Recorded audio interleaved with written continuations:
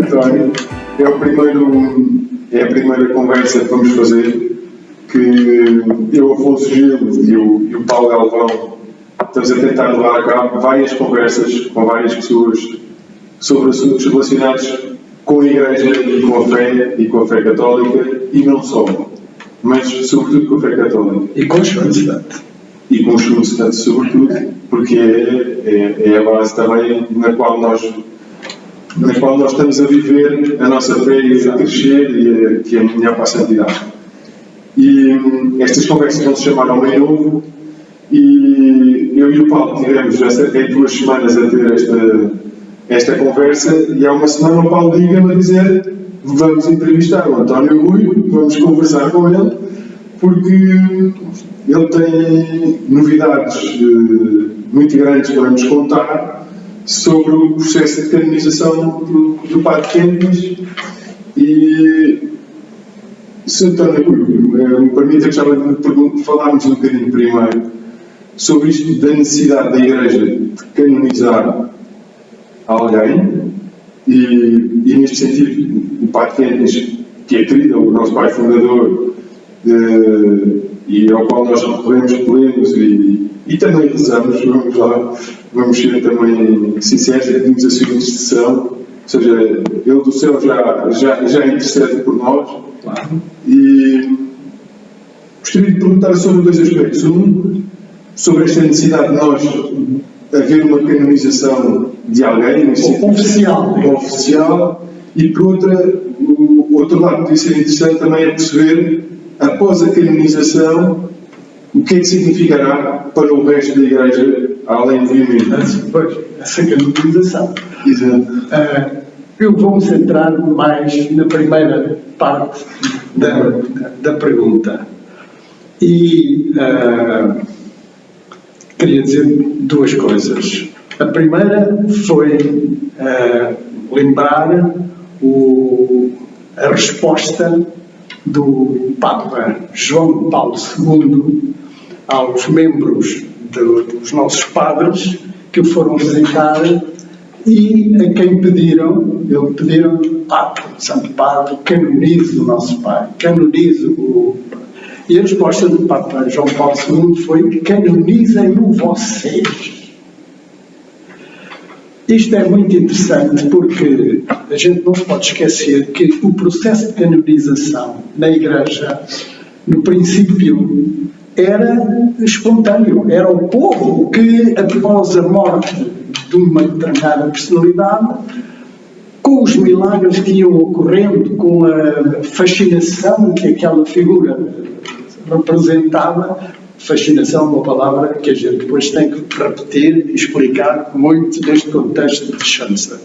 Mas com esse todo glamour que canonizavam, Santo António foi canonizado 1 ano depois de ter morrido, antes do Papa, quer dizer, o Papa foi atrás do movimento popular que canonizou Santo António.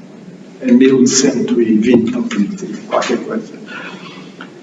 O processo de canonização é um processo, no fim de contas, digamos, canonicamente isto significa que é uma garantia dada a toda a Igreja pelos responsáveis, a dizer: esta personalidade está no céu de certeza absoluta, digamos assim. E, portanto, é uma pessoa a quem se pode pedir, a quem se pode rezar, a quem se pode pedir que interceda por nós, etc., porque está, digamos, oficializada a sua entrada no céu. A Igreja publica, digamos, uma oficialização. Todas as comunidades religiosas têm um carinho especial pelo seu fundador. E as primeiras coisas que fazem logo após a morte do fundador é tentar tudo para que o seu fundador seja canonizado. Aconteceu assim também com o Padre Quentinhas, o que é evidente.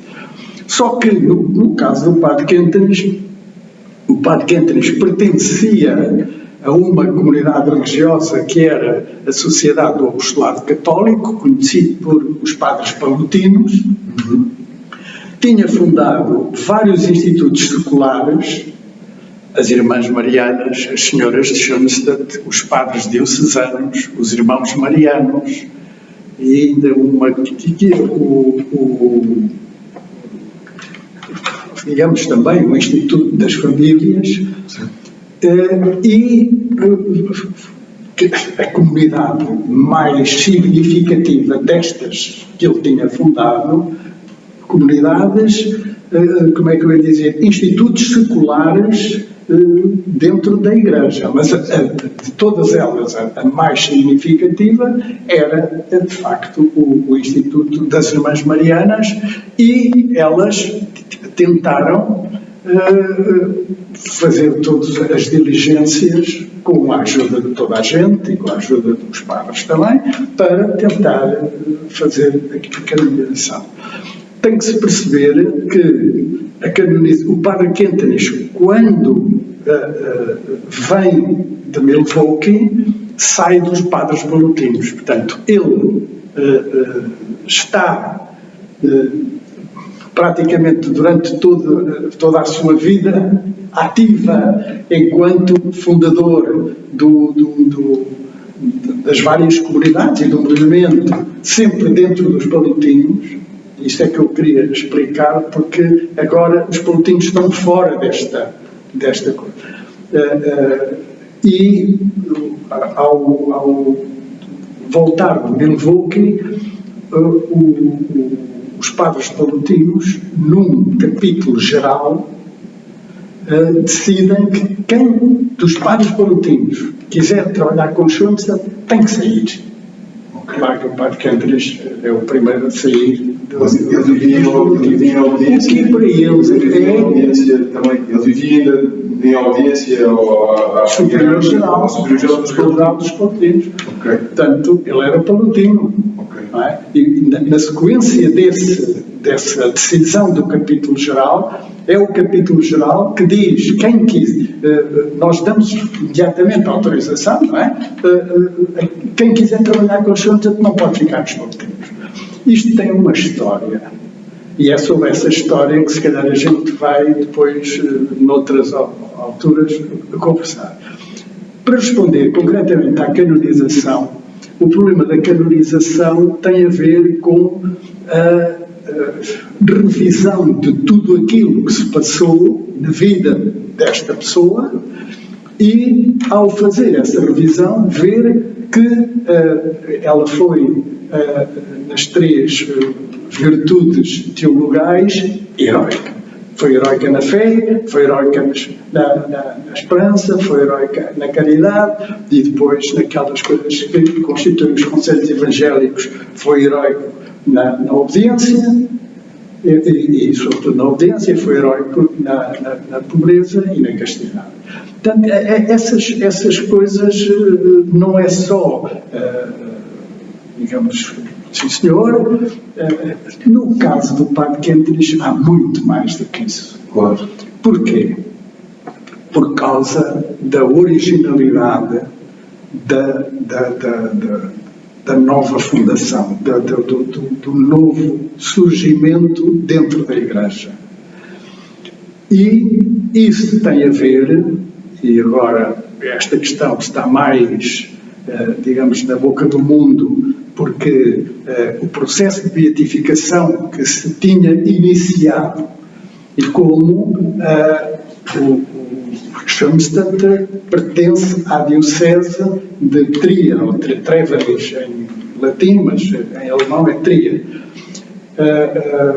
Como Schoenstatt pertence à diocese de Treveris, é no bispado de Treveris que começa todo este processo, como o processo de beatificação dos pastorinhos começou em Leiria. Normal, isso é. Ora bem, o que é que acontece?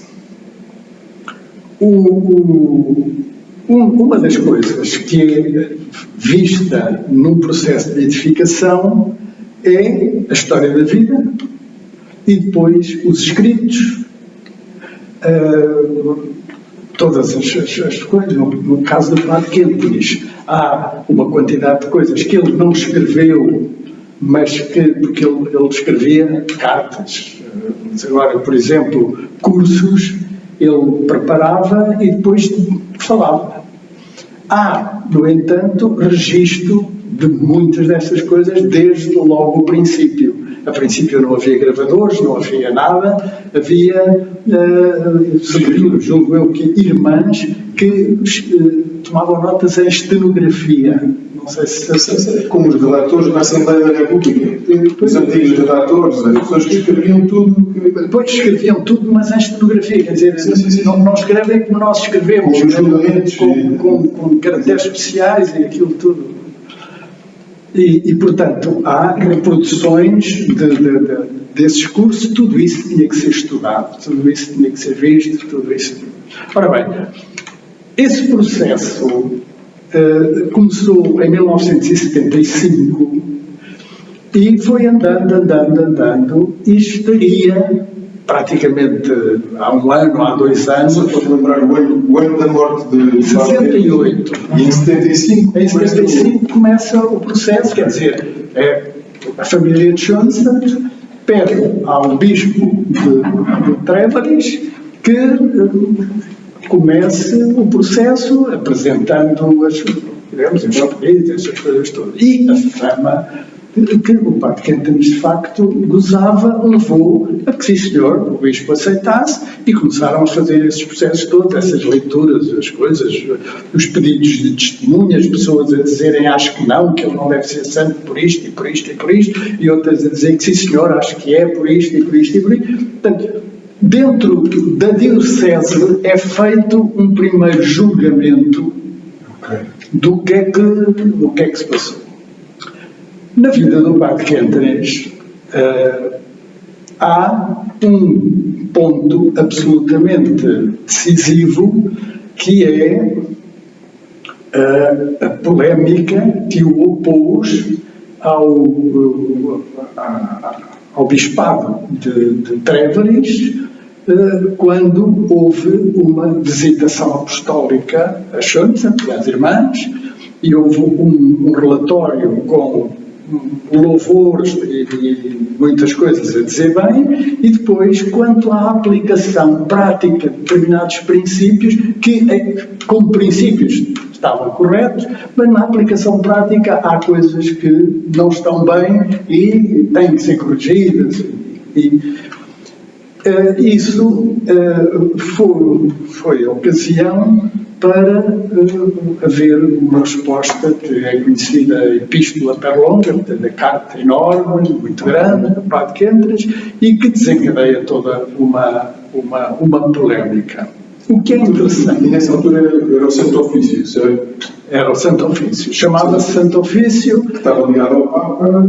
Como sempre, que agora tem outro nome, mas mantém. Quer dizer, quem manda no Santo Ofício no sentido de ser o presidente do Santo Ofício é o Papa. Agora é a Congregação da Doutrina da Fé. Mas depois tem os secretários e tal, que no fim de toda são quem decide tudo, os cardeais preparam tudo e depois levam ao Papa para assinar aquilo que está preparado. Não há uma decisão final sem o Papa assinar. Eu chamo a postura peregrina nessa visita, ou seja, o Padre Quentinhas lançou um movimento, todas essas congregações tinham uma atividade apostólica inserida dentro da dinâmica dos palutinos, mas ou seja, que congregava as pessoas sobre uma certa ideia, sobre esta refundação, tudo aquilo que vai lançando, e a certo ponto a Igreja, o Santo Ofício, temos que ver o que é que se passa aqui. Não. Sim, não. A coisa é muito mais complicada. A coisa é muito mais complexa. E tem a ver... a gente, no fundo, tem que ir mostrando estas coisas porque elas estão todas ligadas. O Padre Quentinhas dizia que chama-se até como um novelo, em que a gente puxa um fio e pode vir o novelo todo atrás. Mas pode puxar outro fio e vem outra vez o novelo todo atrás, ou outro. Porquê? Porque as coisas estão todas ligadas. O padre Quentres, então temos que falar assim de outra maneira, o padre Quentres teve, no princípio da sua atividade, um êxito apostólico absolutamente, entre aspas, escandaloso. Escandaloso. Exato. Aquilo que começou com a ata da fundação, depois da guerra de 1914, 1918, tem uma evolução e uma explosão de fecundidade apostólica que nem os palutinos, a quem o menino apareceu nos braços, são capazes de perceber.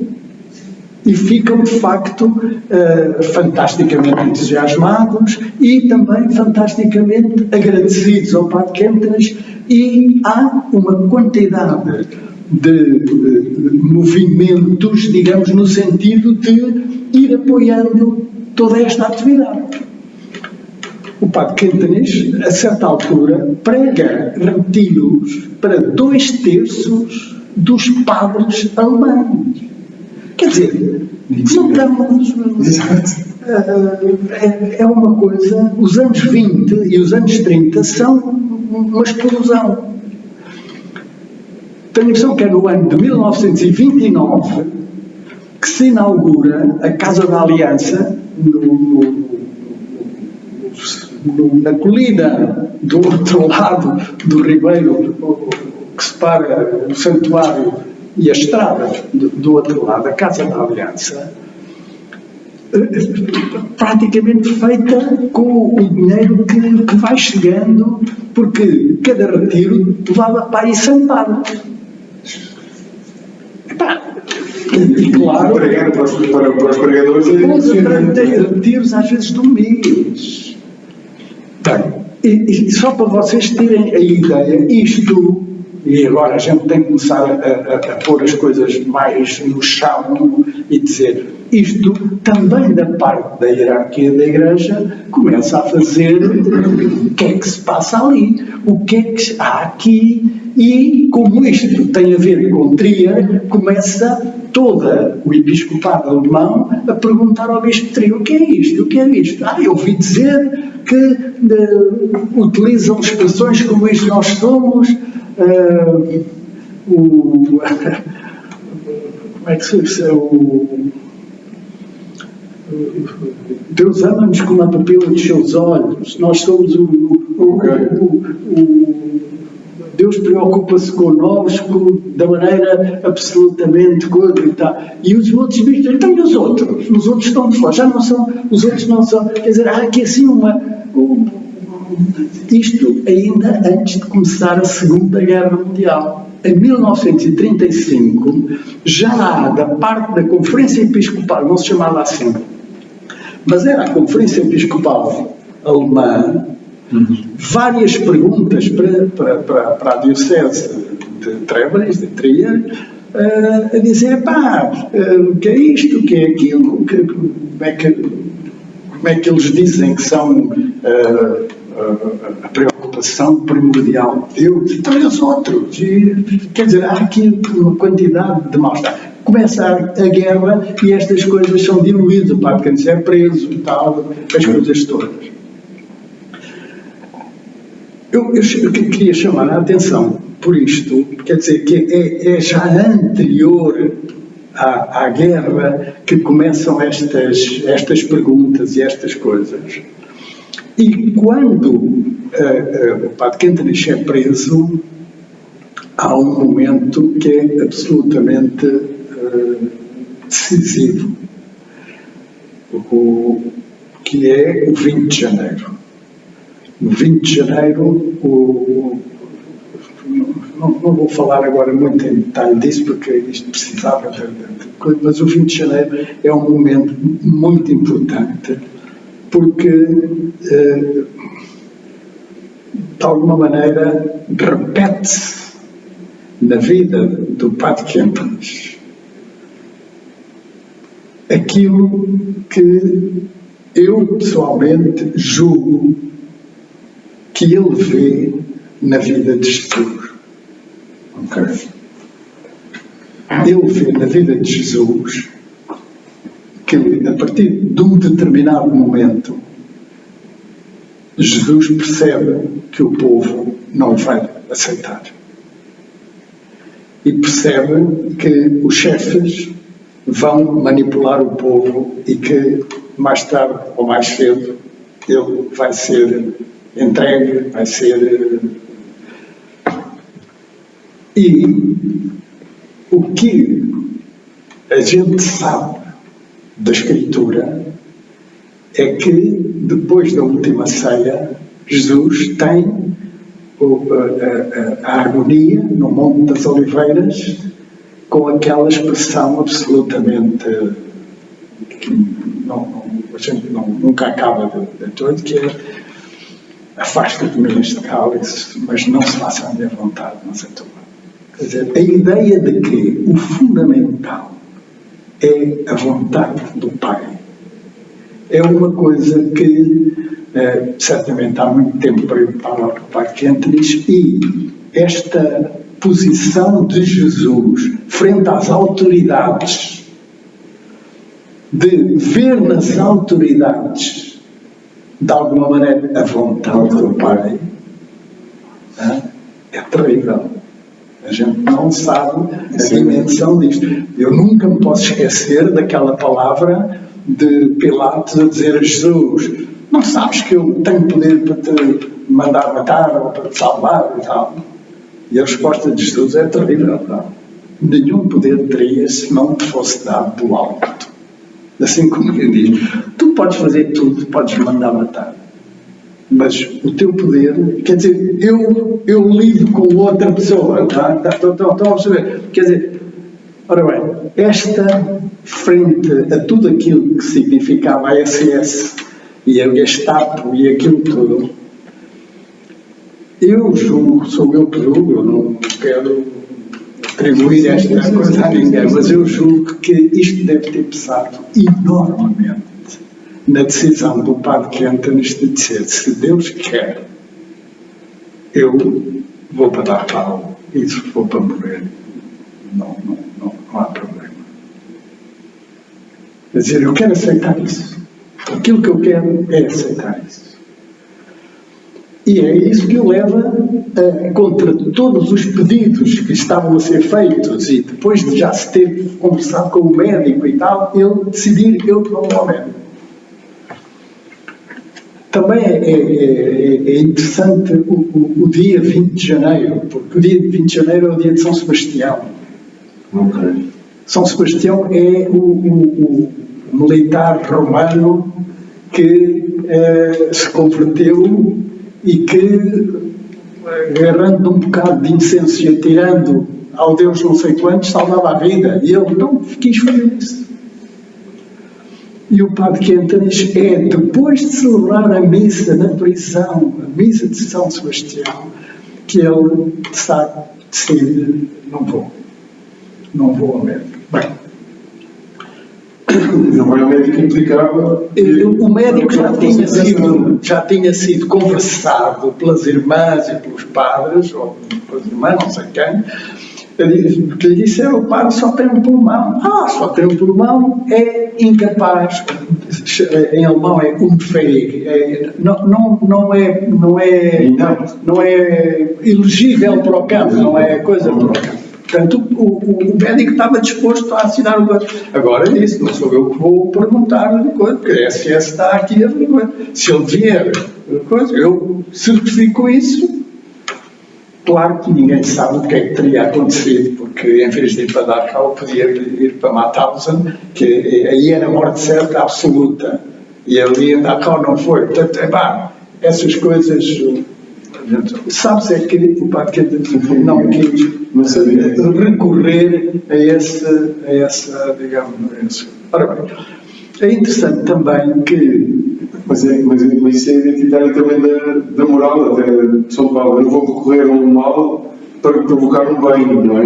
Ele negou mentir para provocar um bem, e isso moralmente também é aceitável. No fundo, isto é uma coisa que como é que vai dizer? Na família mais ligada, vinculada ao Padre Quentres, que são as irmãs e alguns padres que acompanham toda esta problemática, vai-se mantendo uma correspondência em que o Padre Quentres explica uma quantidade de coisas na sua decisão, das suas coisas, e o que é que ele pede? Nomeadamente a uma irmã que na noite de Natal, portanto isto é em 20 de janeiro, mas antes, para o menino Jesus, tinha escrito uma carta a dizer: eu vou pedir ao menino Jesus para libertar o pai e tal, etc. E o Padre Quentres responde como se fosse o menino Jesus a dizer: eu vou libertar o pai, mas vocês têm que, digamos, perceber que têm que aceitar. O problema daquilo que eu estou a dizer, têm que aceitar a vontade de Deus como deve ser. Isso que depois se acabou por chamar a inscriptio, no sentido de dizer: eu quero aderir interiormente o mais que eu possa, com todos os outros, àquilo que Deus me vai mostrando ser a sua vontade. Essa é, digamos, a essência deste. Ora bem, a coisa pega no sentido do próprio Padre Quentres perceber, logo 1 ou 2 dias depois, parece que é no dia 22, que eu vou sair daquele livro. Deus aceitou. Vou sair daquele. Quer dizer, ele associa, nestas cartas que eu agora estou a ler, ao seu superior-geral, ele associa o dia 20 com o dia 22. O dia 20 é o dia da decisão, e o dia 22 é o dia de... Só que essa libertação só acontece em 1945. Quer dizer, ele vai mesmo para o campo de concentração, é transportado dali de Koblenz para Munique, para o sul, onde é Dachau, num vagão de caminho de ferro de gado, com outros prisioneiros, tudo como se fosse. Aliás, como a SS fazia, a ideia dos campos de concentração era humilhar de tal maneira as pessoas que elas se sentissem como animais. E quanto mais humilhados, melhor, porque mais animais eles se tornam. Uma das coisas que a gente vê quando vai a Dachau, as casas de banho não têm portas, são todas as retretes, todas juntas, para toda a gente estar ali, digamos, há como que uma vontade expressa de humilhar, e isso é uma coisa que a natureza humana, com muito mais facilidade do que a gente julga, é capaz de tirar de lado. É tudo bem desenhado. Eu tive em Auschwitz, é muito bem desenhado. Tudo aquilo é pensado, é inevitável. É mesmo. E isto só para dizer o quê? É que há uma união tão grande à volta desta disposição. Há orações, há pessoas que se oferecem para, digamos, oferecem a sua vida para que o fundador, de quem tanta gente depende, seja salvo. Há todo o movimento, há orações, há hospital de graças, há tudo à volta. Ninguém percebe como é que um homem debilitado fisicamente, só com um pulmão, havendo tifo e outras coisas, e uma fome danada no campo e tal, com uma quantidade de mortos, aquele homem não tenha aguentado. Mais do que isso, inclusivamente prega, escreve poesia, dita coisas. A ideia que fica é que ele estava a salvar o movimento. Não é? Lá dentro ele estava a salvar o movimento. O que acontece é que a guerra vai evoluindo, morte por todo lado. Primeiro são os alemães a matar os outros, depois são os outros a matar os alemães. A Alemanha fica destruída com as bombas todas que os aliados, quer de um lado, quer do outro, vão. E quando o Padre Quentres sai, há toda uma sensação de que Deus salvou o fundador, Deus salvou tudo isto. Quer dizer, de alguma maneira, aquilo que ele decidiu não aceitar, o atestado médico que o libertava do campo de concentração, foi bem. Era aquilo que Deus queria. Quer dizer, ele pôs o dedo na história e era mesmo aquilo que o Pai do Céu queria. E isto criou dentro do movimento a ideia de que já vinha de trás, mas que agora se concretizou de uma maneira muito mais, entre aspas, outra vez, escandalosa. Este homem tem, digamos, uma intuição que, contra tudo e contra todos, contra a nossa opinião, toca no dedo de Deus e a história realiza-se de uma maneira, digamos, maravilhosa, digamos assim. Queria só perguntar uma coisa. Que acusação, do que é que ele era acusado para ir para o campo de concentração? Ele era acusado pelos nazis de fazer tudo, ou fazer muitas coisas, contra a ideia que eles tinham da juventude hitleriana. Ok. Portanto, eles chegavam a dizer que um chumchatiano está completamente incapaz de aderir à juventude hitleriana. E isso é um crime. Não é? Quer dizer, calar este senhor já. Este senhor tem que ser. Exatamente. Tanto que no princípio eles não sabiam quem é que tinha as coisas, e foi numa conferência de um padre qualquer, que a certa altura ele diz: não, mas o padre Kenton já disse tal ou qualquer coisa assim deste género, e imediatamente há dois no fundo da sala que se levantam e saem. Exato. Quer dizer, eram dois tipos das SS que com aquilo ficaram a saber quem manda nisto ou quem está, digamos, a orquestrar estas coisas todas. É um tipo que se chama Kenton, onde é que ele está, foram agarrá-lo. Mas o também estava a falar de, antes da ida para Milwaukee, ou antes de, estava a falar toda a história, para depois falar do... Isto tudo tem a ver com o processo. Isto tudo tem a ver com o processo de identificação. Porquê? Porque quando o padre Kentenich volta de Dachau, a família toda volta outra vez a dizer, aqueles que estão mais à volta do padre Kentenich percebem que através desta personalidade a Divina Providência manda-nos graças. Ele é, digamos, uma espécie de um veículo, no fundo, se a gente quiser, como acontecia com o São Francisco no princípio com os franciscanos, ou com os beneditinos com o São Bento, ou com os jesuítas com o Santo Inácio. A mesma coisa, no fim de contas, é sentir que Deus está-nos a falar através desta pessoa. Até com Jesus, não é? Não, com Jesus é evidente. Não, é desconfiança com os apóstolos. Com Jesus é evidente. Está bem, mas a verdade é outra. A verdade é que, quando com a morte de Jesus, os apóstolos ficam derreados e cada um quer ir para o seu lado. Pá. Exato. Não é?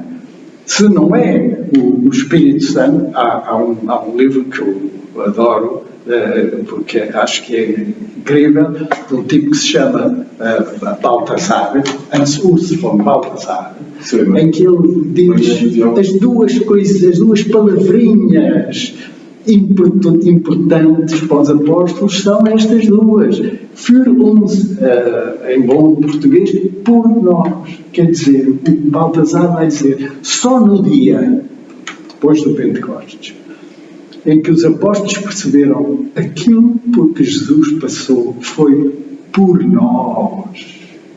Que aí as coisas estava a tentar todas na sua... Quando estava a falar, estava a pensar nisso, sobre a ida do padre Kentenich ao campo de concentração, quando estava a descrever, também ser uma ação por nós, porque todos os outros estavam inacreditável.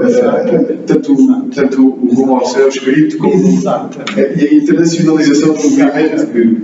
Trabalhamos no retiro.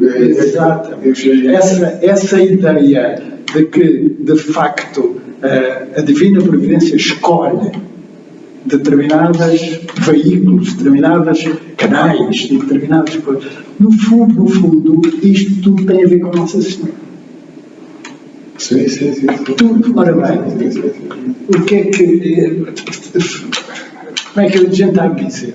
Ao aceitar que há canais escolhidos por Deus, nós estamos a entrar numa Alemanha, depois de 45, que tem uma imagem odiosa, que é o Hitler, o culto da personalidade, os seus, digamos, cães de fila que o promovem como o grande figura, o grande chefe, a quem toda a gente faz as saudações e as coisas, e um padre que entres, a quem agora há um grupo que... E os bispos chegam a dizer isto tem a ver com aquilo que a gente acabou de experimentar. Não se pode autorizar de maneira nenhuma este culto da personalidade. Ok. Começaram a associar a atividade dele a um culto de personalidade. Isso faz todo sentido, exatamente. Está a ver onde as coisas começam a jogar, quer dizer, os bispos não querem de maneira nenhuma.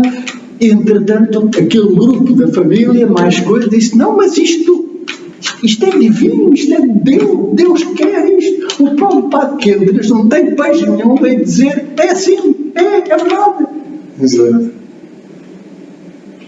Sobretudo, ele, a meu ver, então sou eu a pensar, sobretudo, ele não tem peixe nenhum em dizer isto, ou a pensar assim, e até permitir que haja aquilo que se chamavam depois atos de séquito, em que havia um grupo de padres que disse, padre, a gente está consigo, vá, o senhor como vá, a gente está consigo.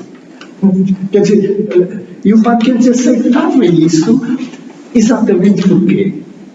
Porque, na sua ideia, esse tinha sido o método que Deus tinha usado com Nossa Senhora. E uma das coisas que o episcopado alemão não estava a perceber é que, ao quererem, digamos, associá-lo ao Hitler e ao culto da personalidade do Hitler, no fundo, a ideia que estava por trás é uma ideia de que nós temos que nos ligar diretamente a Deus e não, de maneira nenhuma, utilizar os meios humanos, porque estes levam-nos para o inferno.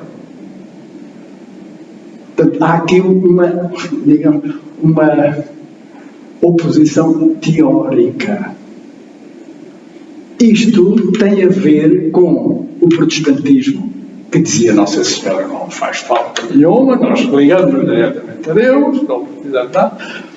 E isto tem a ver com uma maneira de encarar uma mentalidade, uma filosofia que vem desde o iluminismo e que os alemães e o idealismo alemão desenvolveram enormemente. Portanto, a própria Igreja também entra neste combate no sentido de se defender do Hitler, mas sem perceber que, no fundo, muito mais importante ainda do que se defender do Hitler é ter sensibilidade para aquilo que Deus vai fazendo. Uma das coisas que me impressionou neste livro, nestas coisas, é um relatório do Padre Tromp, em que... Quem era o Padre Tromp? Você não sabe. O Padre Tromp é um jesuíta, professor da Universidade Gregoriana de Roma, que o Santo Ofício nomeia visitador oficial, portanto, do Santo Ofício. Ok. Portanto, é a segunda visitação. Há uma visitação do Bispo de Tréveris, que faz um relatório a dizer isto e tal e não sei quanto. Depois há a resposta do Padre Kempis a esse relatório, porque o Bispo pede tome posição frente a isto, e é tal carta enorme. O Bispo não está-se bem para cá, responde com uma carta que nunca mais acaba, não me interessa nada. Eu quero é que o senhor diga se cumpre isto, o resto não interessa.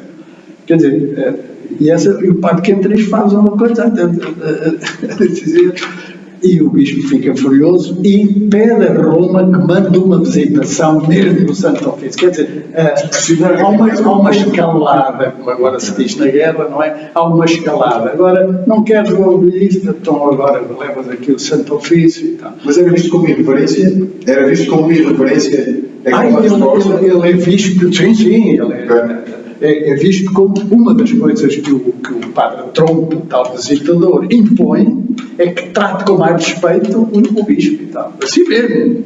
E o superior dos palutinos, como é que fica? Ora bem. Eu, o superior, estou a acabar exatamente agora, neste momento, de ler a carta anterior à ida do Padre Trompe, do Padre Kempis para o seu superior, a dizer o que está em jogo é isto. E o que é isto? Para Tréveris, eu propus, na minha resposta, uma discussão científica. Tréveris não quer, o que quer é uma contestação e afirmar o seu poder. Quem manda aqui sou eu. E, portanto, você, meu superior, tem que se decidir. Eu sinto que o senhor está sentado entre duas cadeiras, mas o senhor tem que escolher. Ou se põe do lado de Trier, ou se põe do nosso lado. E esta carta, que é também umas 10 ou 12 páginas, é impressionante, pá. Porque é de facto a explicar. E tem a ver com tudo isto que eu estou a dizer do tal 20 de janeiro, em que o superior-geral dos palutinos, que até nem é alemão, é polaco, conhece Schutzer muito bem, mas antes do 20 de janeiro de 42. E o Padre Kempis diz, você não percebeu ainda, ou se calhar não estudou ainda até ao fundo, tudo aquilo que se passou no 20 de janeiro e a seguir ao 20 de janeiro. E eu proponho que vão aí ter consigo, ele estava doente, estava na Suíça a recuperar, o Padre Menning, ou este ou outro padre, para estudarem consigo, para mostrarem o quê? A vida pujante que brotou desta realidade do 20 de janeiro. E que transforma tudo. Tem a ver com isto, está tudo. Agora, eu acho muito interessante também. Isto tem a ver com a canonização? Claro que tem a ver com a canonização. Mas também a confiança naquilo que vai acontecendo na vida. Ou seja, ver é muito interessante. E até se tiver algo interessante, até me puxa a mim pessoalmente a estudar mais o Padre Kempis para perceber o que é isto. Exatamente. Porque é ver alguém que tem uma confiança. Quando vocês me pediram para conversar, era isso que eu tinha na ideia. Sim, faz tudo. Sim, eu acho que. Agora, como se começou a falar da canonização, e a canonização foi suspensa por outra razão, que Deus escreve direito por unhas tortas, pá.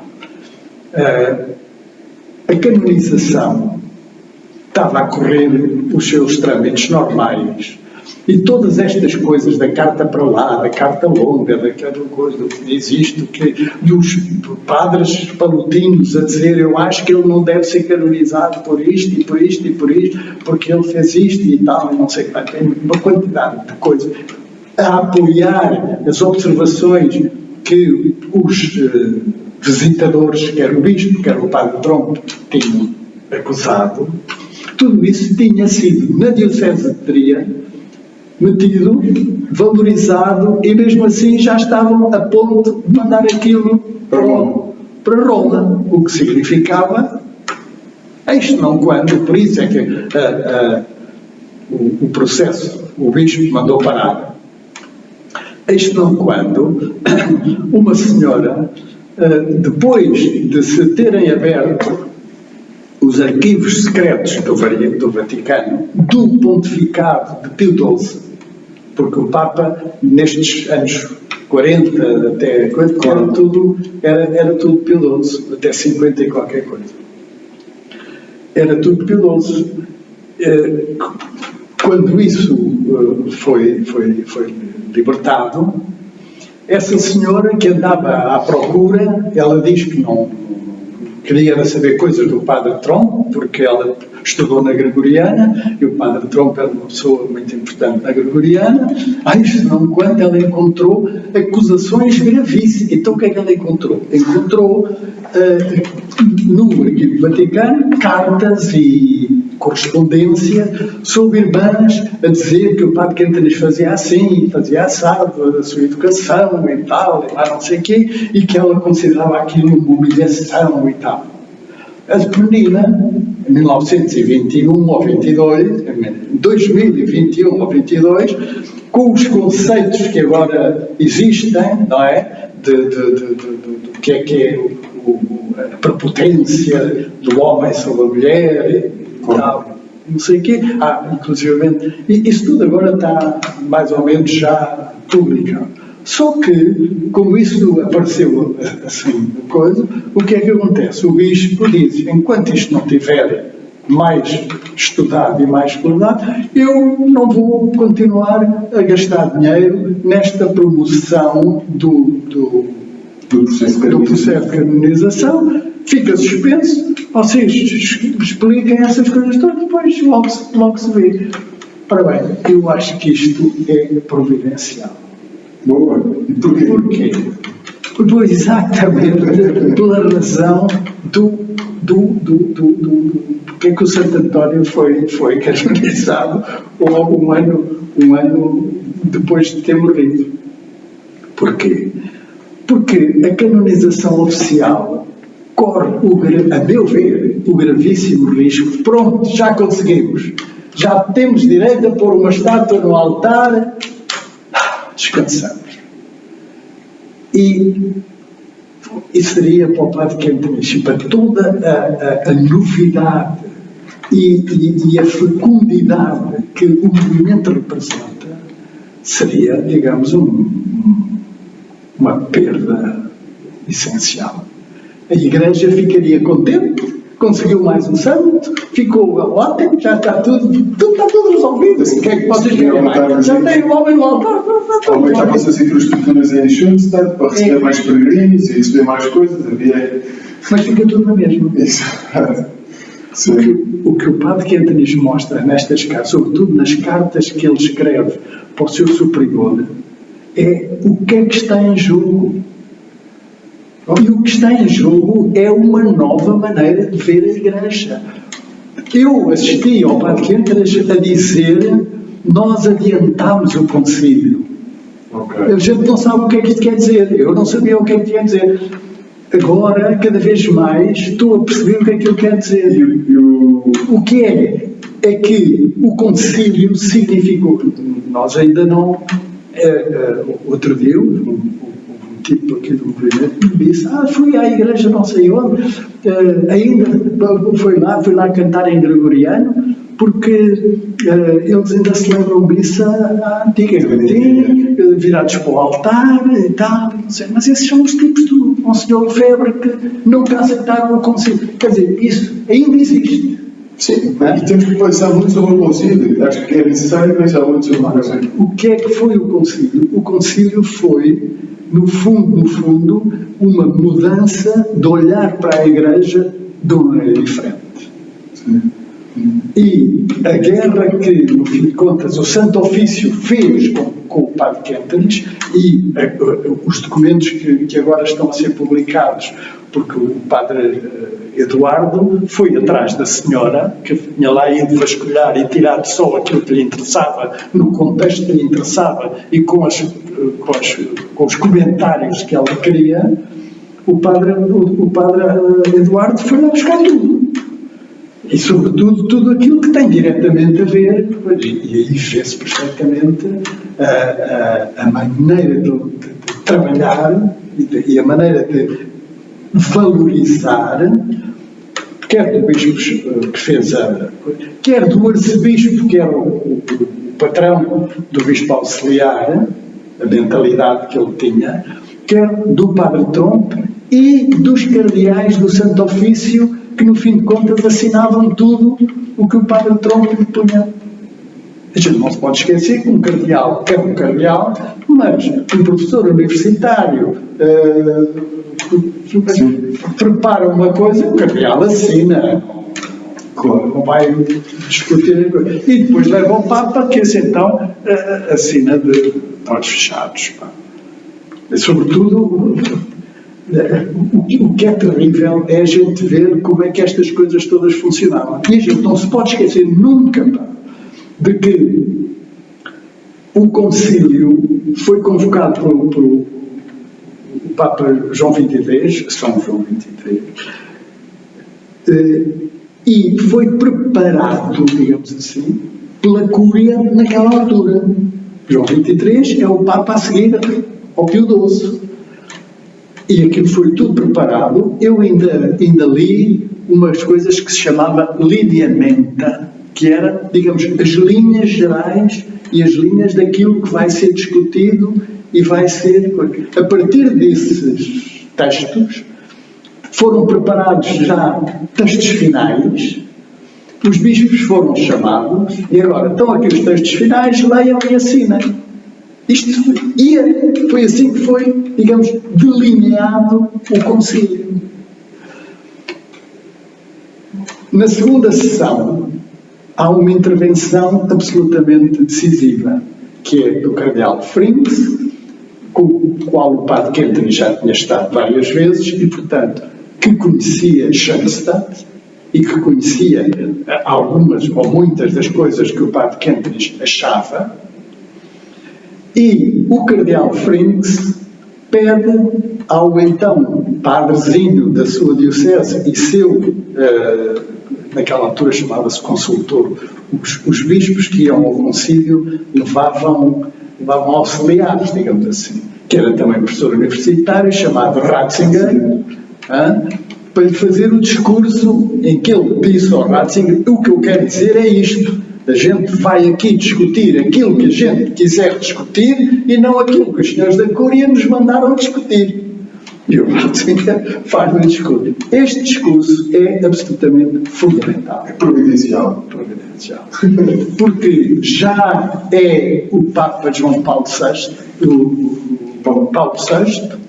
portanto o João XXIII já tinha morrido, é o Papa Paulo VI, a Cúria fica danada, não é? Porque ele nem sequer é da Cúria, é um cardeal de Colónia, alemão, ainda por cima, mas o Papa Paulo VI diz à Cúria: não, eu apoio o cardeal Fernando. E aqui desmorona-se a coisa toda. Desmorona-se a coisa toda e ao mesmo tempo não se desmorona. É interessante porque a primeira reação da Cúria é: o concílio acabou.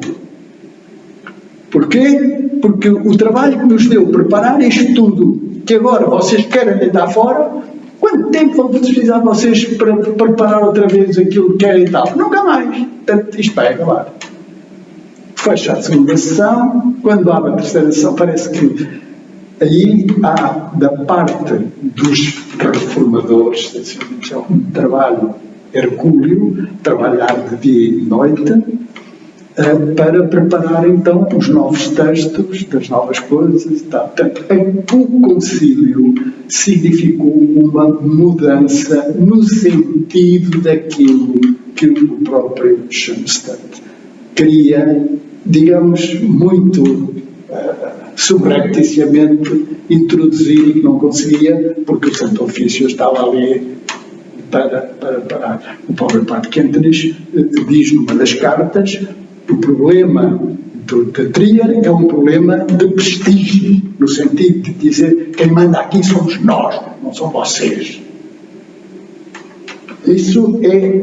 António, uma das ligações que eu faço mais da ideia de concílio E aqui juntos é a oportunidade de santidade para todos.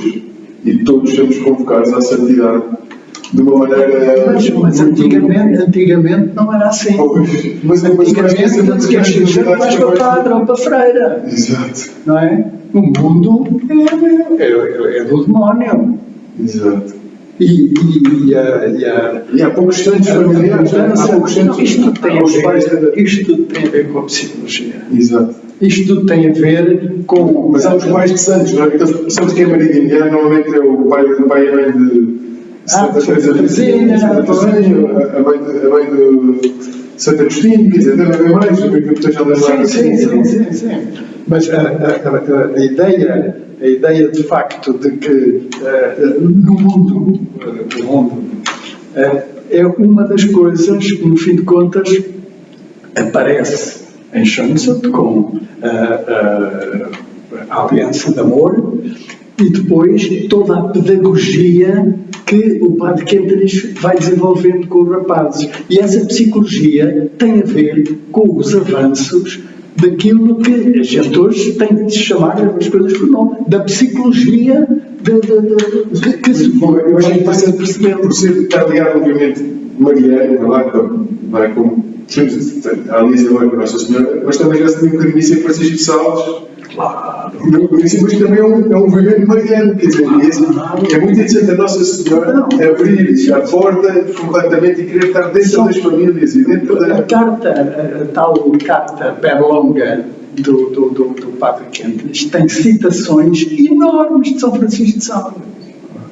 Porquê? Porque São Francisco de Sales, no seu relacionamento com Santa Joana de Chantal, parece que mostra como de facto o caminho para o céu, o caminho para Deus, tem muito a ver com a amizade. Nós podemos ser amigos, o que é um escândalo. Para o conceito tradicional, um bispo ser amigo de uma mulher e dizer-lhe, sim, nós vamos encontrar-nos no céu. Mas disse São Francisco de Santa Clara. Mas quer dizer, isto tem a ver com a mentalidade, isto tem a ver com a filosofia que está por trás. Claro.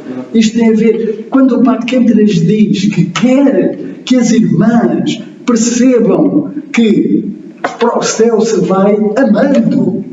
E, portanto, o amor é importante. A pessoa tem que sentir amizade.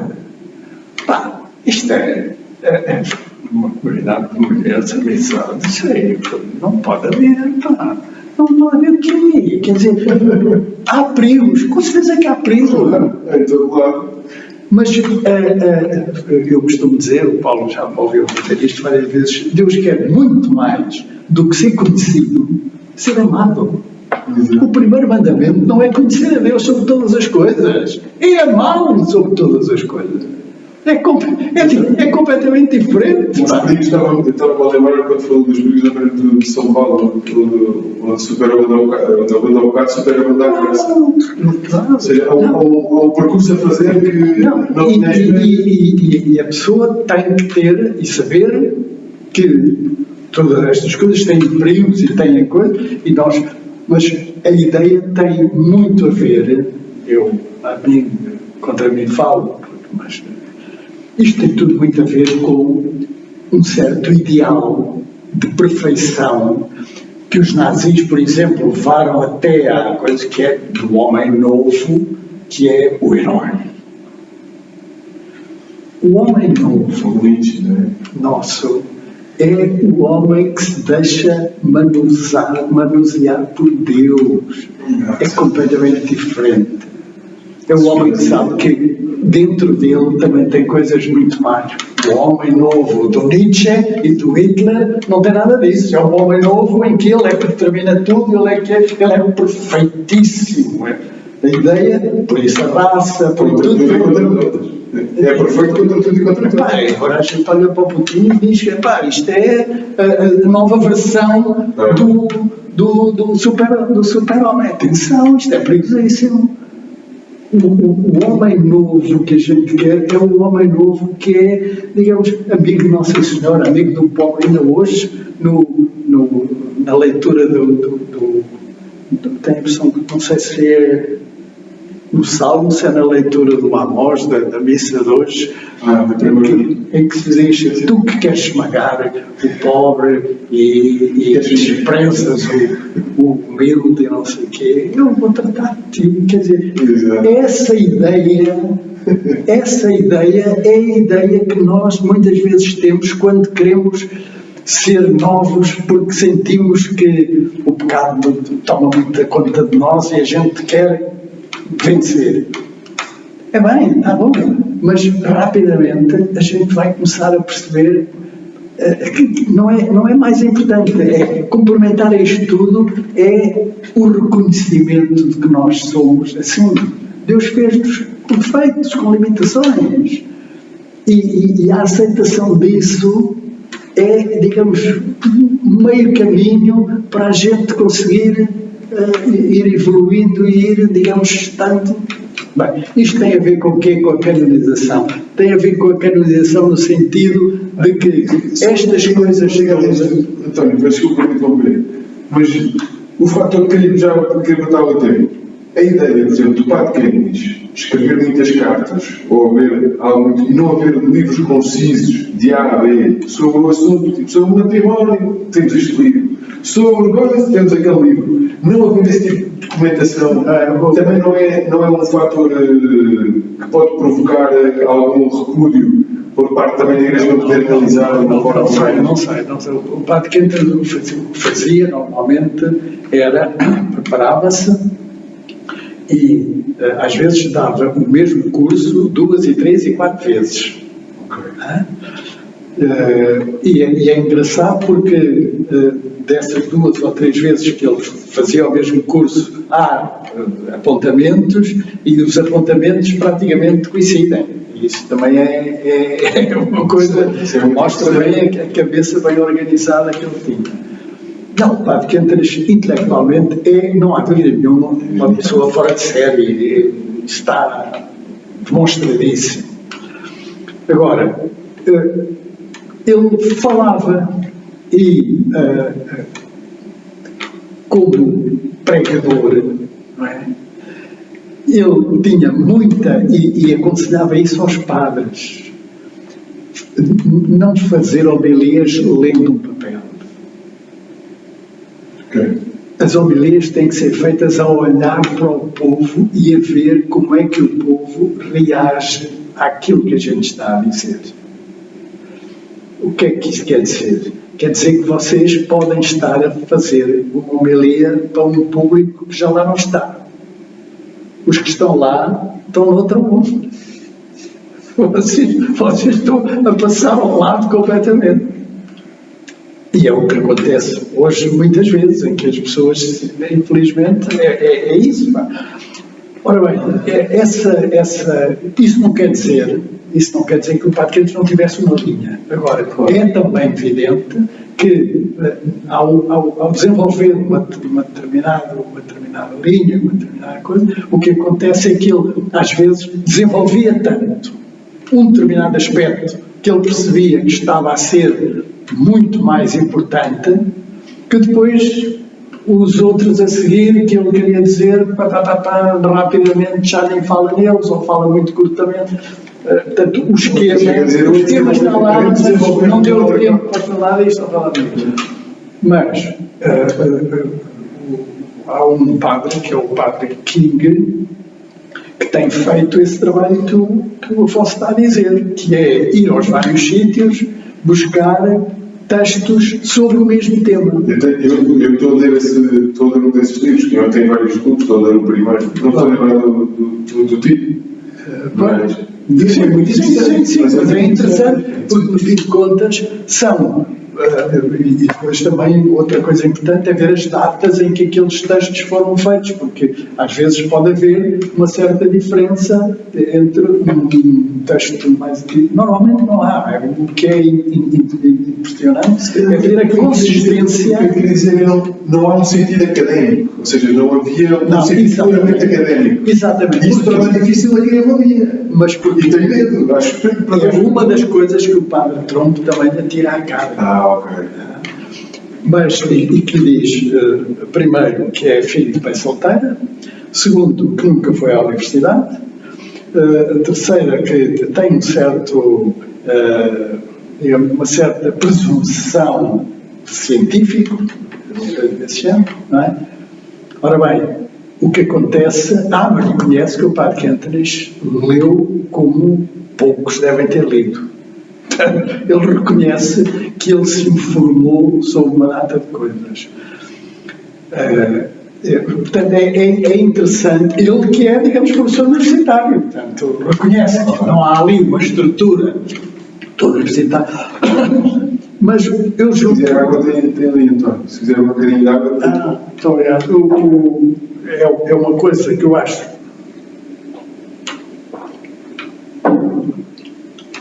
interessante. O Padre Quentres assume que não é o aspecto, digamos, maioritariamente sistemático que lhe interessa, embora todos os seus cursos tenham uma... E o encadeamento de ideias dele é muito sistematizado e não falha pontos e tem um encadeamento genial. Mas o que lhe interessa, de facto, é tocar diretamente na vida. E é isso que leva padres e padres, e professoras e professores, e rapazes e raparigas, não só a irem aos cursos, mas depois a entrar para as congregações e para essas coisas todas. Quer dizer, as pessoas sentem que vale a pena. É isto que eu quero, é isto que eu andava à procura, é isto. Está a ver? E é essa força de atração que eu acho que nós, neste momento, depois desta paragem, entre aspas, no processo de canonização, nós podemos estar a reganhar esta capacidade de atração que o Xunsa tem, para dizer, na verdade, que o Padre Quentres tem. Uma capacidade de atração de corresponder, tocar os pontos que são mais importantes e no fundo, levar àquilo que eu vejo nas conferências que o Jordan Peterson faz, quer dizer, em que as pessoas sentem este gajo está a falar de coisas que me interessam e que eu andava à procura e nunca ninguém... Eu andava aqui, andei de droga, andei não sei, não fiz isto, fiz aquilo e nada disto. Isto é que é importante. Ora bem, dentro do mundo religioso, eu julgo que o Padre Quentres é um exemplo acabado do que agora nós estamos a assistir com este tipo, com as redes sociais. Naquela altura era a malta que andava ali na Alemanha, à volta, ainda por cima, era tudo em alemão. Quem não soubesse alemão não tinha qualquer acesso àqueles retiros e àquelas coisas. Interessante é, eu tive hoje para trazer uma coisa dessa, interessante é, depois de Dachau, a ida do Padre Quentres à América do Sul e a vida, tal capacidade de atração que ele depois desperta naquela juventude. E a mesma reação, isso, até ele chama a atenção para isso, e a mesma reação que o episcopado alemão estava a ter, que é isto, estão-nos a roubar as vocações, acontece no Chile. Engraçado, pá. É o bispo, é o bispo e são as famílias dos rapazes que vão fazer queixa-anúncio, dizer, estão a levar os meus filhos para padre que o meu marido tem este negócio, ou tem isto, o filho tem que tomar conta da família, e agora eu quero ir para padre. Isso não pode ser, toma lá tudo. E é engraçado ver esta... Como é que eu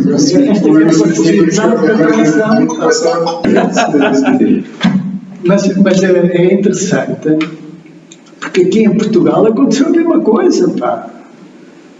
O cardeal patriarca Cerejeira mandou o padre Jaime embora com a desculpa, ou com a coisa, com as queixas depois também, que todo misturado e tal, que lhe estavam a roubar as vocações. Pá, tão simples como isto. Quer dizer, esta era a ideia que estava por trás, esta era a ideia da Igreja antes do Concílio. A Igreja antes do Concílio é uma Igreja territorial, é uma Igreja onde os bispos são os donos das suas dioceses, mas donos no sentido absoluto da palavra. Depois do Concílio, ainda o cardeal Cerejeira era cardeal. Mas o que tinha sido, o padre que tinha sido reabilitado, etc., os padres vieram falar com o seu cardeal e dizer: cardeal, agora, o cardeal Ottaviani até já pediu desculpa, tal, e mais não sei, que era um grande amigo do Cerejeira. E o cardeal patriarca em Lisboa volta-se a ter a impressão que foi para o padre Humberto e disse-lhe: o Papa manda em Roma, aqui mando eu. Ponto final. Pá. Foi-se embora e deixou de falar sozinhos, saiu da sala. Quer dizer, é assim. E teve de ir embora. Nós passámos um período sem padre. Depois inventou-se o esquema de um padre que estava em Madrid vir aqui. Mas só podia estar um mês. O direito canónico obrigava, mais de um mês, tinha que pedir ao bispo. Então, como Almada fica na diocese de Setúbal, ele tomava o barco ia ao Barreiro, ao Cacilhas, e depois voltava. Podia começar o mês seguinte. Para regras que não fazem sentido. Mas quer dizer, isto é louco, mas é assim, foi assim que aconteceu. Vocês não podem imaginar, não sei se parece-me que foi no ano de 72, o cardeal patriarca Cerejeira resigna e quem vai tomar posse é o Dom António Ribeiro. Sim. Que era um padre que fazia umas palestras na televisão. Vocês não são desse tempo, não se lembram, mas toda a gente gostava imenso do padre António Ribeiro, porque era muito simpático. Se calhar era muito bem parecido, não é? E, tanto, até as senhoras, eu estou a lembrar da minha sogra, que nunca foi à missa na vida, mas gostava de ouvir falar. Ele fala muito bem, fala bem, não fala, tal. Ela, se calhar, não estava a perceber nada, mas quer dizer, gostava. Quando ele veio a cardeal, lá vão os padres outra vez, ele diz logo que sim. Pá. Bem, a alegria é do outro mundo. A malta aqui fica, porque éramos meia dúzia de gatos pingados. Isto tudo. Estamos a falar, você perguntou da canonização. A canonização, para mim, agora, só para terminar a parte da canonização, para mim é um benefício ela ter sido suspensa.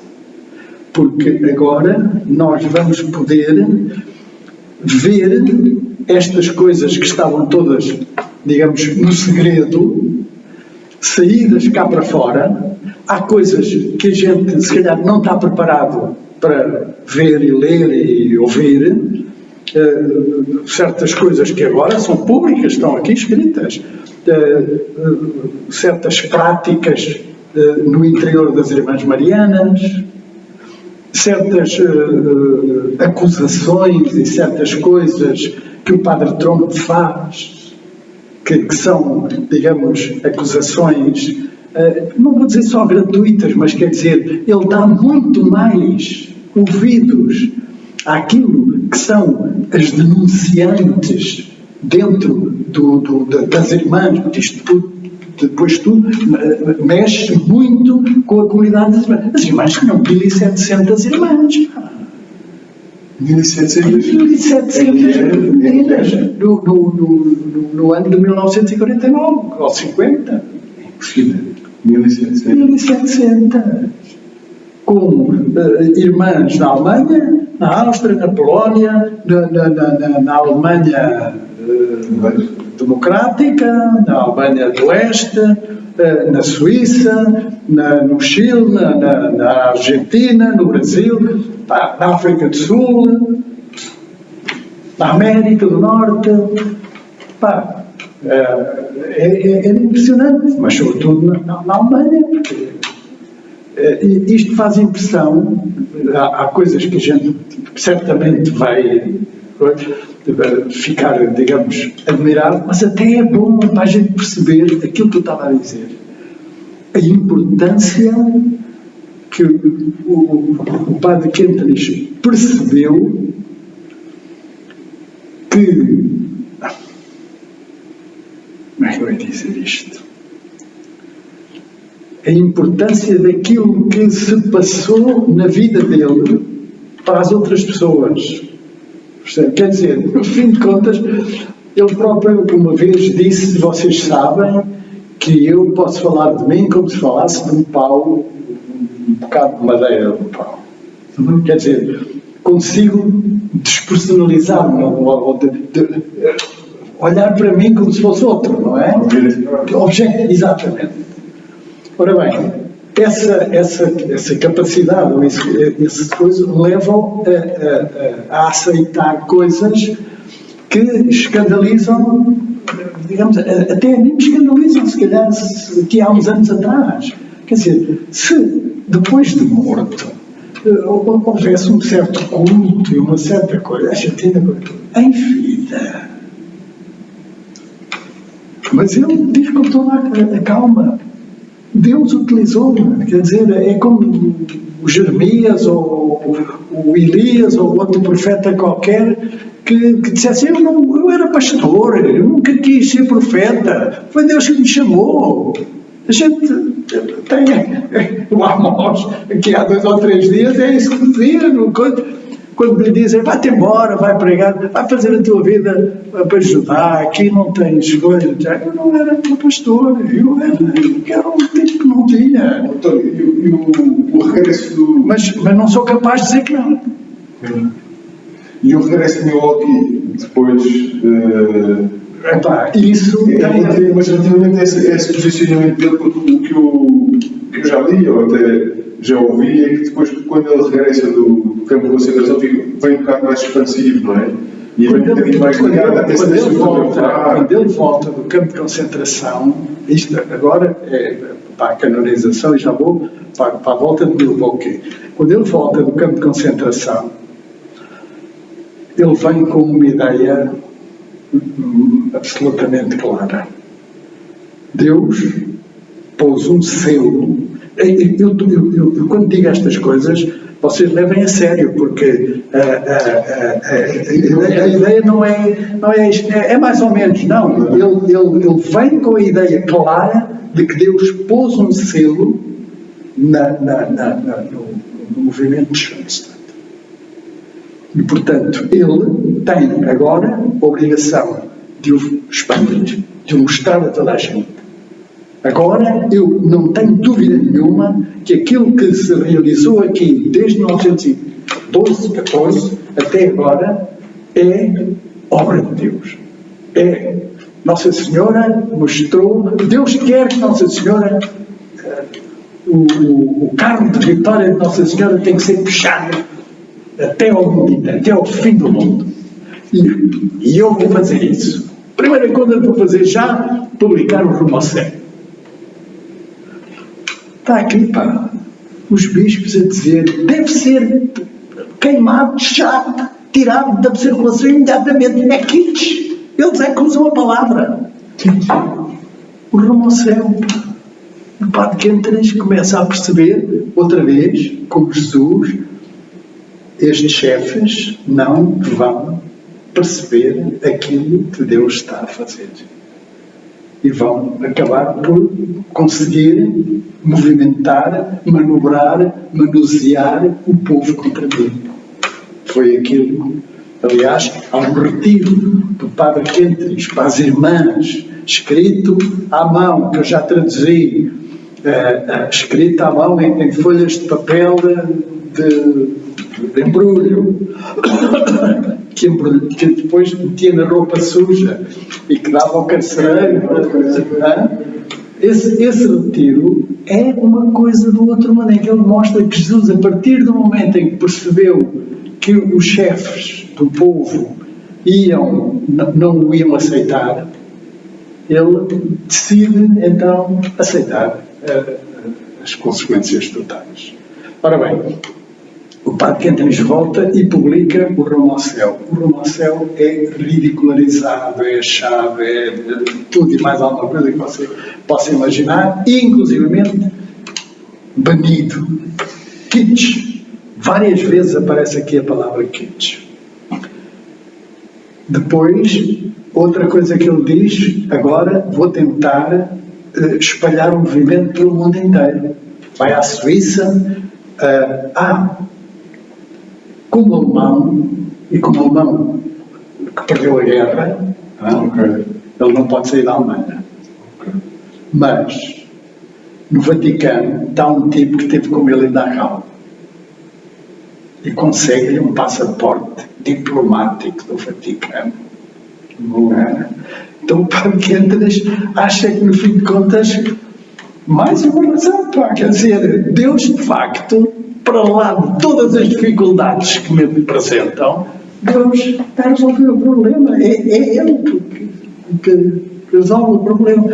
E começa a tentar, vai à Suíça, O Padre Augusto Ziegler, que é um padre que eu conheci muito bem e que é importantíssimo para Portugal e sobretudo na conversão do Miguel, do Padre Miguel de Castro, é absolutamente, que estava em Friburgo, contou uma vez que competiu-lhe a ele, em 47, receber em Friburgo ou em Berlim, não sei, mas na Suíça, o Padre Quentres para ir a Berna, ou à embaixada, não sei se é do Chile, se é da Argentina, conseguir os vistos.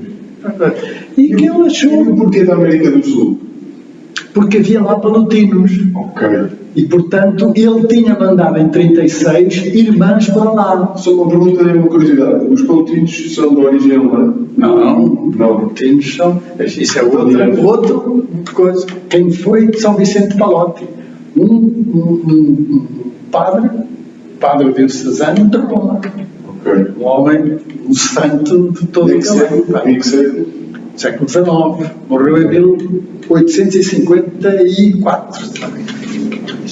Mas o Padre Augusto Ziegler conta que achou o Padre Quentres um bocado convencido, tipo assim, que não se preocupava muito com ele, a dizer-lhe tal, levou uma embaixada, o embaixador não está, o secretário não sei o quê, o coisa não pode ser, e ele sabia que o avião era no dia seguinte. E o Padre Augusto Ziegler ficava nervosíssimo e tal, e ele disse: não se preocupe, porque isto vai se resolver tudo. Assim como quem diz, eles podem fazer o que quiserem, mas eu vou ter o visto do corpo. E daí a bocadinho estava a chegar o não sei quantos, ou o embaixador, ou coisa, lá puseram as coisas, e no dia seguinte o Padre Augusto Ziegler conta que ficou assim meio... Quem é este tipo? O que é que se passa aqui? 47, tá?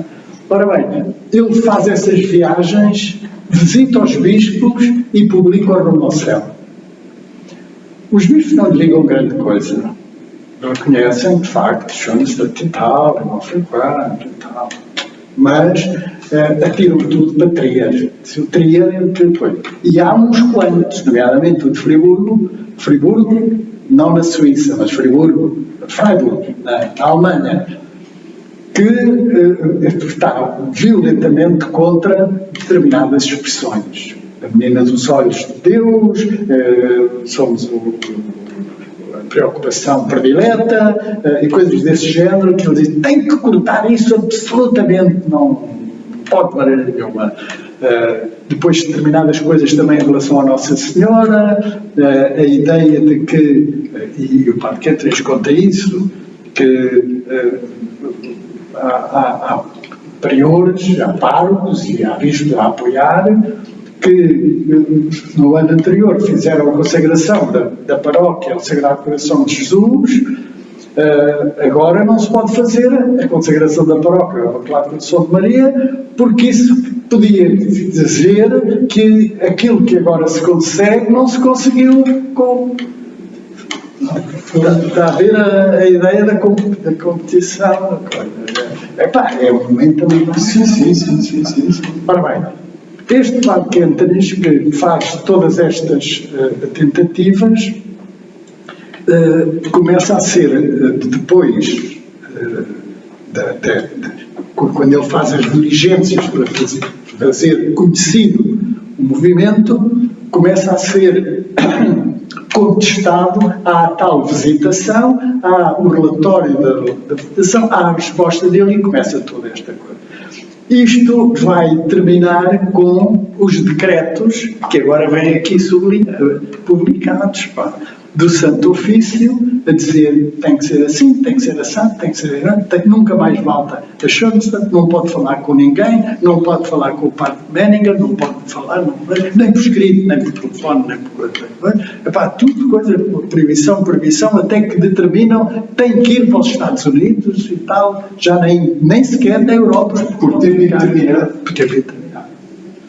Chegam mesmo a dizer, eu dizia assim, vocês nunca mais vai e não tem direito de trabalhar. É a antiga, é o antigo Santo Ofício, é a antiga Inquisição Afonso. A gente não se pode esquecer que eu agora estou interessadíssimo em ver o processo do Padre António Vieira. Pode. O Santo Ofício trabalhava assim. O Santo Ofício é pior. Antigamente a Inquisição era nacional. A Inquisição de Roma, Vaticana, era mais indulgente que a nacional. Os judeus, que foram todos expulsos de Portugal e perseguidos e queimados e todo, e não sei o quê, e a Inquisição Nacional, que também andou atrás do Padre António Vieira, ele conseguiu fazer um apelo a Roma, e a Inquisição de Roma faz uma carta a dizer o Padre António Vieira não pode ser de maneira nenhuma. Há uma carta a dizer que não pode ser de maneira nenhuma apanhado e tal. Ele tinha passado 2 anos aqui na prisão da Inquisição em Portugal. A gente não. Bem, isto só para dizer o quê? Que o Padre Quentres vai para Milwaukee com estas proibições todas, com estas coisas todas, e é o concílio, digamos assim, tanto que com a sua reviravolta e com uma quantidade de bispos a fazer pressão junto do Papa, uma vez que aquela cúria que tinha preparado tudo e que estava intimamente ligada com o processo tinha caído em desgraça. O cardeal Taviani tinha caído em desgraça, o cardeal Felici, que era um dos que dizia disso ao Papa João XXIII. Este concílio, porque o concílio foi convocado pelo Papa João XXIII contra a vontade do Felici, o cardeal da Cúria. Disse, este concílio vai se chamar o Concílio do Felici. E o Papa João XXIII parece que diz, talvez chame o Concílio do Espírito Santo. Isto são coisas que as bocas que naquela altura corriam. Isto foi assim, não é? Bem, com a saída com as decisões do Concílio, dá-se a mudança no Santo Ofício. Ainda o cardeal Ottaviani que lá está, que diz ao padre Meiringen, em outubro, nós vamos querer chamar o padre Kentenich aqui a Roma. Eis não quando aparece no dia 13 de setembro um telegrama telefonado, um telegrama na Milwaukee, é o senhor José Kentenich, sim, está aqui um telegrama para si a dizer, apresente-se em Roma o mais depressa possível, assinado Bulgarafo, não sei mais, que é o secretário do Superior-Geral dos Palutinos. E ele acha a coisa mais normal da vida, proibido, telefona ou manda telefonar ao padre Meiringen, vem buscar-me. E no dia 17 apresenta-se no Generalato dos Palutinos. Como eu estou a dizer,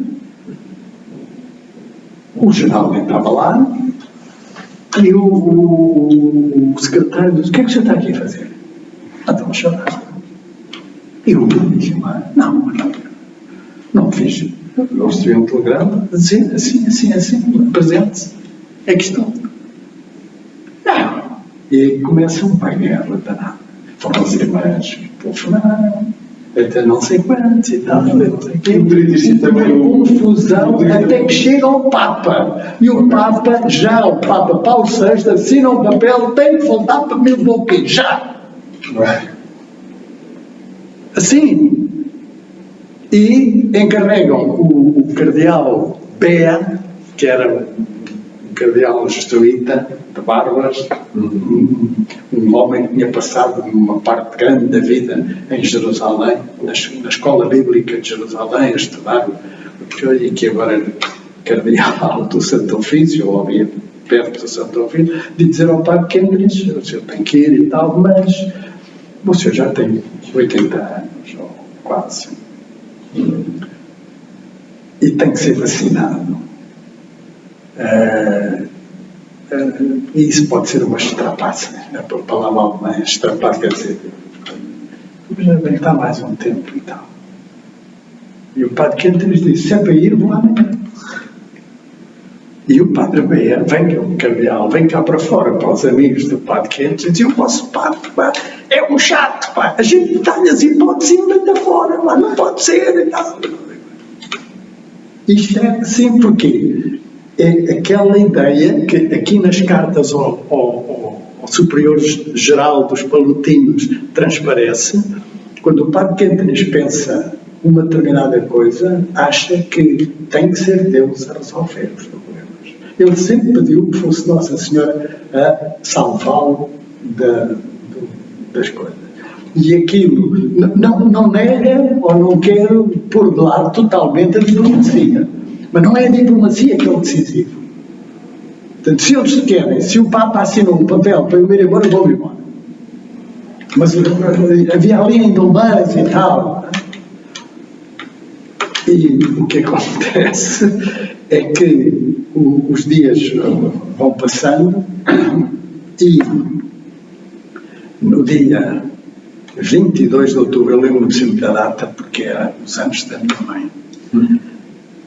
No dia 22 de outubro, o Papa, por sua iniciativa, tira o processo das mãos do Santo Ofício. E a partir daí, o Santo Ofício não tem nada a ver, cai tudo. Como o padre Kentenich nunca tinha sido julgado, nem nunca tinha sido acusado, o que tinha havido tinham sido medidas administrativas, digamos, punitivas, mas administrativas. Não pode fazer isto, não pode fazer aquilo, tem que ir para não sei dizer porquê, não é? Sem dizer nada. É assim, então está aqui tudo escrito, pá. E depois, no fim daquilo tudo, tomei conhecimento e aceito plenamente José Kentenich. Foi chamado para obedece ou revolta-se? Claro. Sabe o que é que eu pensei no outro dia? Se o Santo Ofício nunca assumiria um erro, vai lá ao analisar e dizer que realmente não descobriu nada. Se não seria o próprio Santo Ofício a lançar a confusão e a chamar o próprio Padre Quem não sei o que é que eles. O que o Cardeal Ottaviani tinha dito ao Padre Menningen, que é um dos grandes. Aqui também se fala dos outros padres, e do Padre Menningen, uma coisa impressionante. O Padre Tromp a dizer que o Padre Menningen é completamente impossível falar com ele, porque ele só diz bem do Padre Quente, nem sequer vale a pena. Nem uma coisinha mal, não é nada a dizer. Não, quer dizer, no fundo, a gente pode dizer, aqui há uma certa arrogância, aqui há uma certa coisa, mas, quer dizer, aquilo que agora me entusiasma mais é ir à procura porque é que o Padre Quente toma esta atitude, ou faz isto, ou escreve isto. Como ele é muito lúcido, e esta carta ao Superior-Geral, esta última carta ao Superior-Geral, é para mim quase paradigmática, porque ele está a dizer o que é que se está a passar no espírito do Superior-Geral, o que é que está em jogo e aquilo que ele, no fim de contas, tem que decidir. Está a perceber? Portanto, isto dá para perceber que ele próprio, Padre Quente, tem uma certa preocupação em não só perceber o que é que Deus quer mas também em aceitar que outros vejam de outra maneira e que isso pode significar para ele uma contrariedade enorme, mas que ele aceita também. Ele diz ao Padre Superior-Geral que ele está numa balança que ou se decide em apoiar Schoenstatt como Schoenstatt é e não como os bispos querem que seja, que é uma outra coisa, ou põe-se do lado do bispo de Trier. Mas se puser do lado do bispo de Trier, ele corre o risco de ser julgado pela história como um traidor. Diz-lhe com todas as palavras, ao Superior-Geral, com todas as palavras. Porquê? Porque se Schoenstatt é, de facto, aquilo que a gente pensa que seja, que é uma graça da Divina Providência para concretizar a ideia do Palotti, que no século XIX teve uma ideia do apostolado dos leigos, mas que nunca fez nada, porque nunca proporcionou. E se Schoenstatt está a ser isto, se você contraria, você vai ser julgado pelo Palotti. Agora que o Palotti foi... Naquele ano, 1950, o Palotti tinha sido beatificado. Okay. E ele, o Superior-Geral, tinha tido uma doença, parece-me, do fígado, e tinha sido operado e a coisa tinha corrido mal, e o homem estava mal. E eles fizeram uma novena ao Palotti e o homem curou-se de repente. E o Padre quer dizer, agora que você foi curado pelo Palotti, você vai se pôr no outro lado. António, aquilo que está a dizer é que esta suspensão do processo, fiz aqui um paralelo e vou aqui expor ver o que é que o António acha. Aquilo que está a dizer é que esta suspensão da canonização poderá ser vista à semelhança como foi a ida ao campo de concentração ou a ida para Milwaukee, ou seja, é uma aceitação, é um tempo em que é de outra ordem, vai acontecer uma outra ordem de desenvolvimento. Só que, naquela altura, quem via essas coisas e quem tomava as decisões era o Padre Quente. E agora somos nós. Okay. Ou seja, naquela altura havia muita gente que não concordava com o Padre Quente e punha-se à margem. E haviam os fiéis. Eu assisti à semana de outubro de 66, depois dele voltar de Milwaukee, e à semana de dezembro, da Natividade, de 66. Uma coisa gloriosa. Naquela altura, estou a falar nisto porquê? Porque o Padre Quente chama a atenção para os dois grupos. os liberais, que são aqueles que gostam de Schoenstatt e gostam de trabalhar no sentido de Schoenstatt, e os integrais ou integristas, que são aqueles que querem seguir Schoenstatt na sua totalidade e na sua integralidade, onde se inclui este vínculo ao fundador, que estes tipos não aceitam. Portanto, o problema aqui é ele, é o vínculo ao fundador. Está a perceber? Quer dizer, você não sabe se calhar, mas eu vou lhe dizer, há cinco, como é que ele se chama? Observâncias dos franciscanos. Okay. Capuchinhos pretos, capuchinhos castanhos, capuchinhos não sei o quê, tal, não sei o quê. Porquê? Todos eles dizem que nós é que somos fiéis ao Papa. Claro. São Francisco de Assis. Claro. Na própria vida do São Francisco de Assis, como ele pregava a pobreza, o Papa, que era rico, via ali um perigo. Quer dizer, nós agora temos que distribuir a riqueza e tal. Ainda é em vivo e já há dentro dos franciscanos uma disputa entre os que estão do lado do Papa e os que estão do lado do... Portanto, isto não é novo. Isso não é novo, pá. Faz parte. Pá, é assim. Agora tenho que ir embora porque o senhor vai ser diferente. No seu vai ser diferente.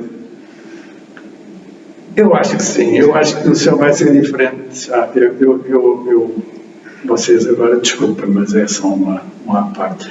Eu agora cada vez estou a sentir que o céu está mais perto. Hoje aparecia uma coisa no telefone a dizer que o secretário do Papa Bento XVI chorou a contar o estado de saúde do Papa. E está muito debilitado, diz que a cabeça está bem, mas que já não anda, tem uma cadeirinha de rodas e está envelhecido, não é? E que lhe teria dito que nunca pensou que este caminho para chegar às portas do paraíso fosse tão difícil. Eu achei graça, porque de facto é isso. Quer dizer, a gente vai caminhando e depois não se pode entrar no céu sem morrer. Não há outra hipótese. Portanto, eu acho que de facto o Padre Quentres, ao morrer de repente, deixou-nos. Nesta casa não existia ainda, mas tínhamos uma casa das senhoras ao lado da casa do Marcelo Caetano, em Alvalade, na rua Duarte Lobo. E estávamos ali quando tivemos a notícia, o Padre Quentres morreu. E nós estávamos à espera, na viagem para a América do Sul, que ele ia fazer, passasse por Lisboa. Okay. É que aquilo foi uma chicotada. E agora? Mas cada vez mais, sobretudo agora ultimamente, cada vez mais para mim é evidentíssimo que isto é uma condição divina. Agora somos nós que temos que tomar conta da coisa. Depende essencialmente de nós, que aquilo que a divina providência, Nossa Senhora, ofereceu através da pessoa do Padre Quentres tenha, digamos, consistência e realização. Isso depende de nós. E eu, pessoalmente, estou muito contente porque tenho a sensação que muita gente no movimento está muito contente com os tais liberais. Trabalhar no sentido de Schoenstatt até ótimo e tal, não sei o quê, mas deixam a parte dos integristas de lado, porque isso é complicado demais. Isso é... não. Eu fiz audiência há um ano. E nós queremos os integristas. Eu fiz audiência só há um ano, António. Ainda não percebi essas coisas, ainda não percebi. Não, Tá, capaz, não, mas Mas eu sinto isso. Perceber não tem nada a perceber. O que tem que perceber é a figura de Nossa Senhora. Claro. A figura de Nossa Senhora é essencial e não é aquela figura distante. Não. É como os chilenos, como o Padre Miguel se contava. Epá, é uma coisa horrível, porque eles tratam Nossa Senhora como se ela estivesse ali. Epá. Esse é que é o problema. É como se ela estivesse ali. É como ela estivesse aqui. Isso é que é o grande coisa. E o caminho para isso, neste caso concreto, é a própria figura do Padre Quentas, com quem a gente até esteve tão perto, quer dizer, pá, no fim de contas é um privilégio a gente ter um pai e que, de facto, a prova provada de que ele não manda nada, como eu digo, é que ele morreu, foi-se embora. Se calhar estava a fazer planos. Eu juro que o Padre Quentas tinha uns planos para reformar as irmãs completamente. E depois, estas viagens todas que eu queria fazer pelo mundo inteiro e tudo, pá. A semana de outubro de 66, havia uma semana de outubro cada ano, que era, digamos, uma recordação do ano que passou, digamos, um repositório do ano que passou, o que é que se passou, o que é que foi importante, tal, e a projeção do ano seguinte. No ano de 66, não havia semanas de outubro desde 1950, uma coisa assim. Porque ele estava no exílio, não havia. Tá? Portanto, foi, e era o padre completamente reabilitado. Pá. Você imagina a alegria que foi o Padre Quentas, digamos, a contar tudo, como é que foi o telegrama, que foi o mistério, que foi Nossa Senhora que mandou o telegrama, depois, coisas incríveis. Malta toda, e ele sempre a ver o futuro, como é que não é, a ideia de que agora vai ser. E acabou porque aquilo é um 3 ou 4 dias e não houve tempo mais. Temos que continuar a seguir entre o Natal e o Ano Novo. Vamos fazer aqui outra para continuar. O que é que foi a semana do Natal ao Ano Novo? Foi o Padre Quentas a pedir aos integristas para contarem como é que foi o 20 de janeiro e os anos todos até agora.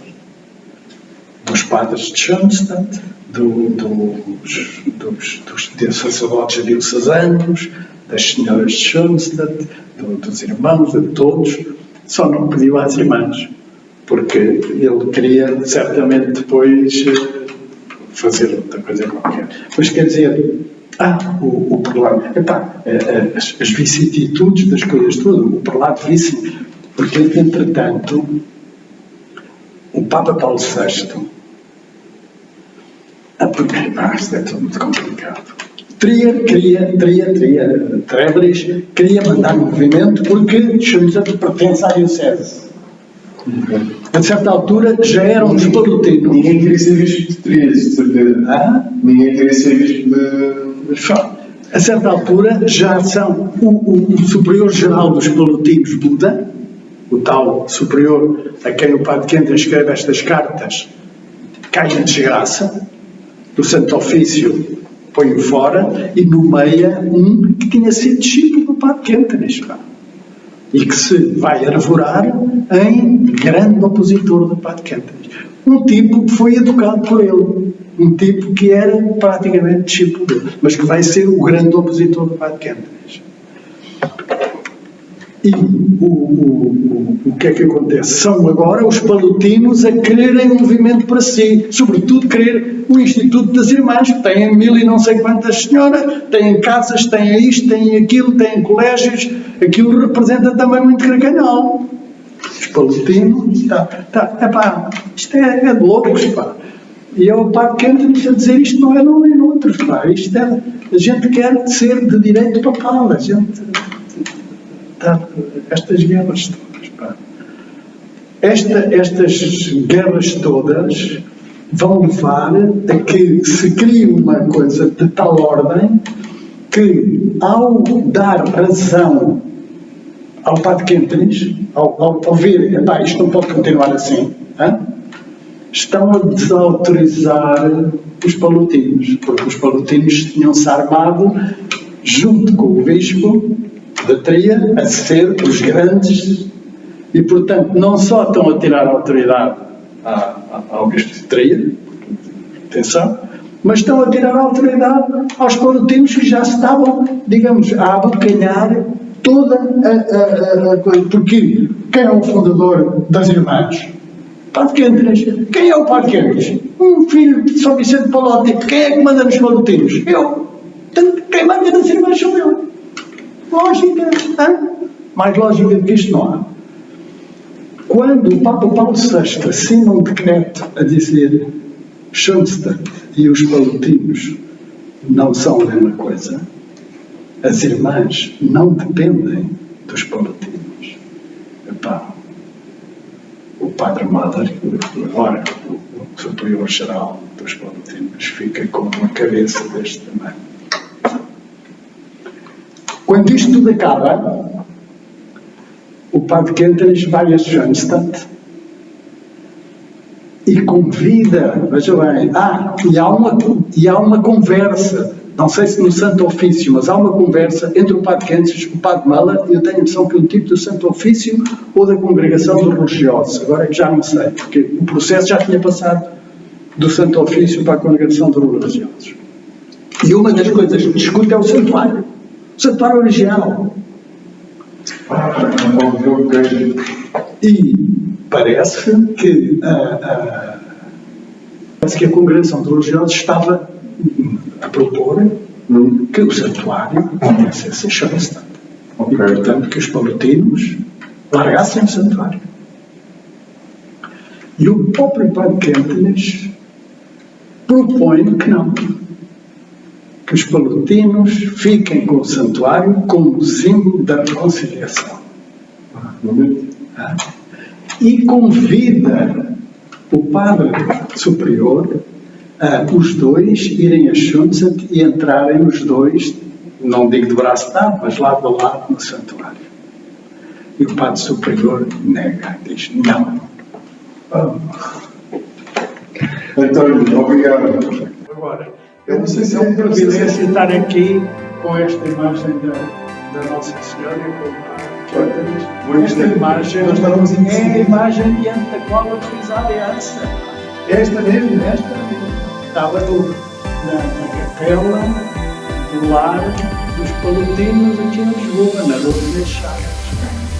Não tinha naquela capela que as irmãs... Mas só que tentámos aqui às voltas onde é que íamos pôr a mesa, onde é que íamos, e acabámos por aqui,